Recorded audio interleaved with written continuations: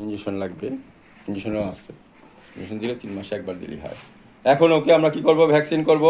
Vaccine খায়া বলবে ও বাবা গো, ধরো আসে খালি কাজ করো না। বিসমিল্লাহ, দেখি তো ব্যথা পাই কিনা। আরে তো বুঝলোই না, ইয়ারলি ভ্যাকসিনের মেনটাই দিয়ে দেওয়া হলো। এখন আমরা রেবি দিব, জলতঙ্কটা দিলে তার পুরো ভ্যাকসিন, ইয়ারলি ভ্যাকসিন কমপ্লিট হয়ে যাবে। এভাবে দিলে কি হয়, পুরো ওষুধটা আসে। এটা দেখা গেছি জুনিয়র ডাক্তার যারা দেখতেছে আমার এই ভিডিও না, জুনিয়র ডাক্তাররা লুকায় লুকায় দেখে, আমি দেখি কারা কারা ঢুকে। তো ওদের জন্য এটা ইয়ে যে ভ্যাকসিন যেন পুরোটা ওর বডিতে যত বেশি পুরো ভ্যাকসিনটা গেলে অ্যান্টিবডি ভালো তৈরি হবে। বিসমিল্লাহ, ধরো ধরো। এখন ওকে আমরা রেবিস দিব, দিই নেই কিন্তু এখনো। ট্যাও, ও তো বুঝোই নাই,